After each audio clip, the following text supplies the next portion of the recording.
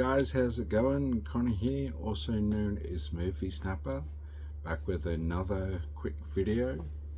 I just finished reading a short story in this collection, Perilous Planets by Brian Aldiss, or edited, sorry, by Brian Aldiss.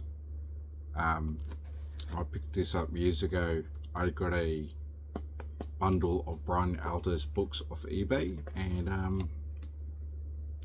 thought, you know what, I got a spare couple of minutes, let's do a short story.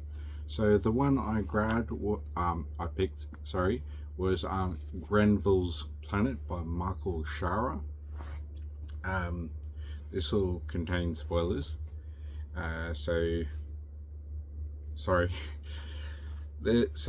two characters, Wisher and Grenville, are out on a mission to find habitable planets, and they find this planet surrounded by 4 moons, and it's a water planet. And they circle around, they encircle the whole planet and don't find any land, and it's a water planet, right? And they descend down and to 800 feet or something, and they find a small island, and they encircle the planet again at this descended height, and they find 3 more. And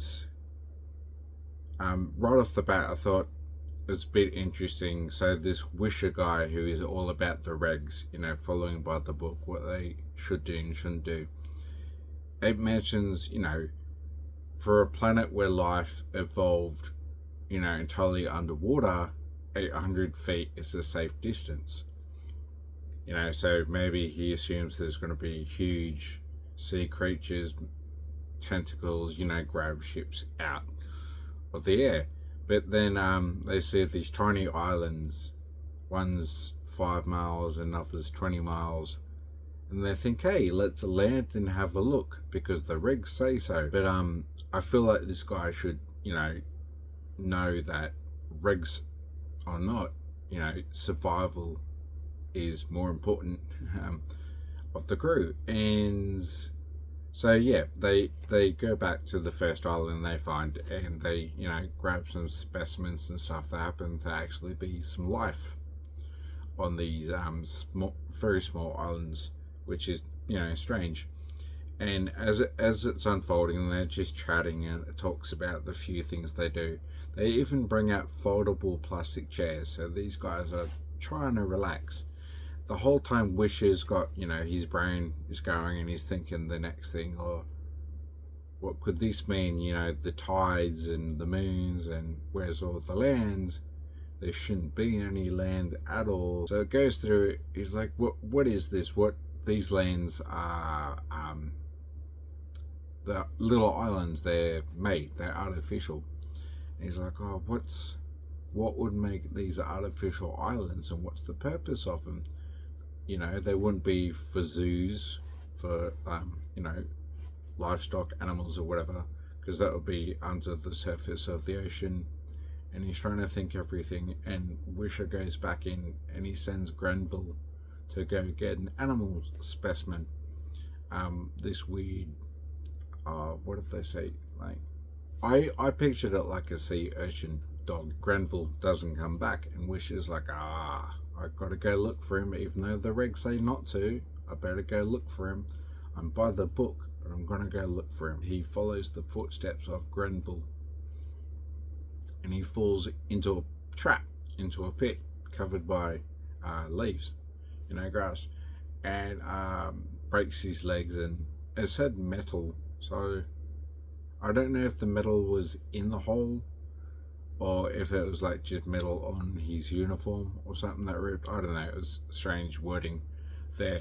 He's just like, I really want to see what these things are, what the life is that, has created this island, created these traps. He's like, and I'm gonna shoot it. Then the narrative continues for about a page and a half, maybe 2 pages, that he died. It's revealed that the intelligent life on this planet are manta-like people, and they're extremely intelligent, and they knew exactly what, they all gathered together, the smartest minds, and they figured out what the ship was straight away on observation, as it circled the planet quite a few times, so they could see what it could do and everything. And they figured, we've got to take that ship so it can leave the planet and conquer space. But what the narrative shows is the ship has like its own defense system to shoot lasers at anything that come to it, right?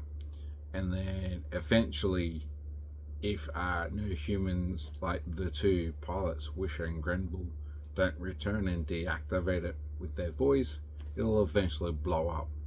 So it says how a crowd of these Manta people gather around the ship, just waiting to hope that its defense system will stop.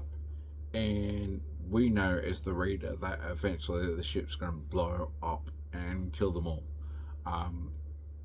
So yeah, perilous planets. So I'm guessing each one will be a story of people dying on a planet, or planets being deadly.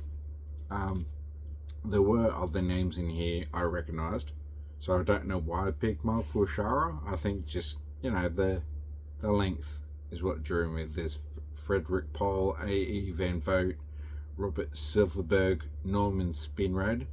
I got one of his books I'll be reading later in the year. There was Clifford D. Simak as well. Let me just get the name of that one. Beachhead. Let me know if you've read that one. Robert Sheckley, Robert F. Young, E.C. Tubb, Cordwana Smith, Ellen E. Norse. Yeah, so these are just some of the names. Yeah, so I'm possibly going to read each story and do a little video on each story throughout the whole year, just to give me something small to read and do a quick, recap, review, whatever. Yeah, I really enjoyed it. I thought it was a lot of fun. Yeah, so his writing is, really descriptive without being overly purple prose and stuff. And yeah, it's just an enjoyable, quick read. Get out there and read it if you can, if it sounds interesting, even though, yeah, I've said everything.